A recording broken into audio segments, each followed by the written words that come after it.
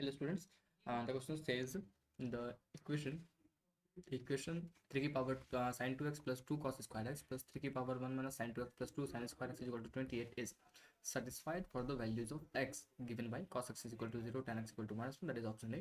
Option B is tan x equal to minus 1 and cos x equal to 1. Option C is tan x equal to 1 and cos x equal to 0, and option D is none of this. Okay, so the key concept that is going to be used in this question is the first one is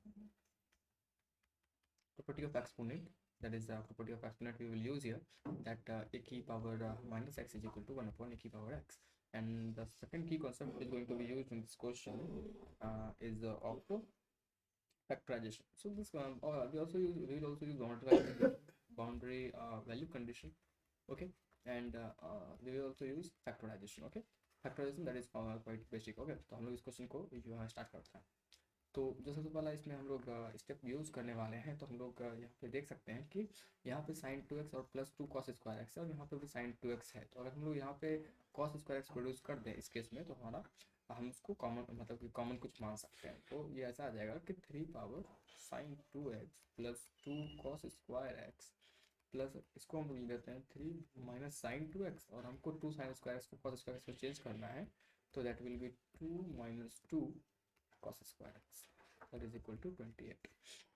Solving further, we can get 3 की power sin 2x plus 2 cos square x and plus 3 की power 3 minus sin 2x plus 2 cos square x is equal to 28. now इस पे हम लोग use करने वाले हैं 3 की पावर 3 को अलग करके और इंटू 3 की power minus of this one, and वो हो जाएगा, वो आ जाएगा हमारा डिनोमिनेटर में. So this property.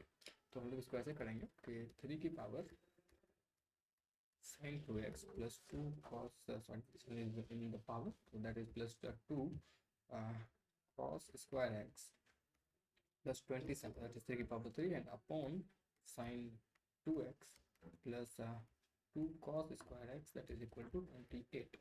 तो हम यहाँ देख सकते हैं कि ये पार्ट जो है रिपीट कर रहा है. अगर हम लोग इसको मान लें p, ठीक है, तो इसको हम जैसे ही p मानेंगे तो ये हमारा जो इक्वेशन है ये बन जाएगा p plus 27 upon p is equal to 28. चूंकि p एक एक्सपोनेंट है, p है क्या, p है 3 की power sine 2x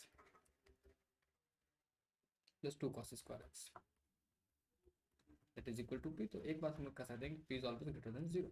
okay, so इसको फर्दर सॉल्व करें, एलसीएम लेने के बाद ये बन जाएगा plus 27 minus 28 p is equal to 0, and that will be factorise हम लोग इसको कर सकते हैं. Minus 28 p plus 27 equal to 0. Factorise करने पे ये बन जाएगा p minus 1 into p minus 27 is equal to 0.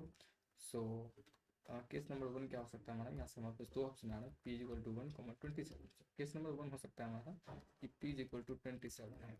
इसका मतलब 3 की power sine 2x plus 2 cos square x is equal to 27, that is equal to 3 की power 3. So we can say that sin 2x plus 2 cos square x is equal to 3. और ये तभी हो सकता है जब इसका वैल्यू भी 1 हो, इसका वैल्यू भी 1 हो. ये बाउंड्री वैल्यू कंडीशन है, ये बाउंड्री वैल्यू कंडीशन है, क्योंकि साइन एक्स का मैक्सिमम वैल्यू जो है वो 1 होता है. साइन जो भी साइन का कोई भी फंक्शन हो, साइन के अंदर जो भी, तो इसका मैक्सिमम वैल्यू 1 ही हो सकता है और इसका मैक्सिमम वैल्यू 1 हो सकता है.